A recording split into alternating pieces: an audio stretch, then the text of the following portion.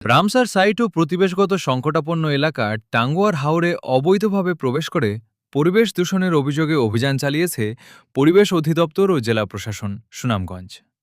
মঙ্গলবার ৪ আগস্ট পরিচালিত ভ্রাম্যমাণ আদালতে ৬টি হাউসবোটের বিরুদ্ধে ৬টি পৃথক মামলায় মোট ১৮,৫০০ টাকা জরিমানা আদায় করা হয়। অভিযানে নেতৃত্ব দেন জেলা প্রশাসনের executive magistrate Sakibur Rahman. Prosecution পরিচালনা করেন পরিবেশ অধিদপ্তরের পরিদর্শক মোহাম্মদ সাইফুল ইসলাম। সার্বিক সহযোগিতা করে তাহিরপুর থানা পুলিশ। অভিযান চলাকালে পর্যটক ও হাউসবোট সংশ্লিষ্টদের মাঝে পরিবেশ সংরক্ষণ বিষয়ে সচেতনতামূলক লিফলেট বিতরণ করা হয়। পরিবেশ অধিদপ্তর সুনামগঞ্জের সহকারী পরিচালক মোহাম্মদ মোহাইমিনুল হক বলেন, এই এলাকা টাঙ্গুয়ার হাওরে অবৈধভাবে টাঙ্গুয়ার হাওরের সংরক্ষিত এলাকায় অবৈধভাবে হাউসবোট প্রবেশ করায়।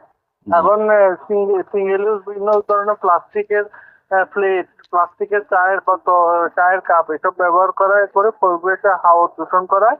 এই আমরা পরিবেশ অধিদপ্তর এবং জেলা প্রশাসন সুনামগঞ্জ থেকে মোবাইল কোর্ট পরিচালনা করে এদেরকে জরিমানা করছি ৬টা হাউসবোট। টাঙ্গুয়ার হাওরের পরিবেশ ও জীববৈচিত্র্য রক্ষায় পরিবেশ অধিদপ্তর ও জেলা প্রশাসনের এ ধরনের অভিযান ভবিষ্যতে অব্যাহত থাকবে বলে জানিয়েছে সংশ্লিষ্ট কর্তৃপক্ষ।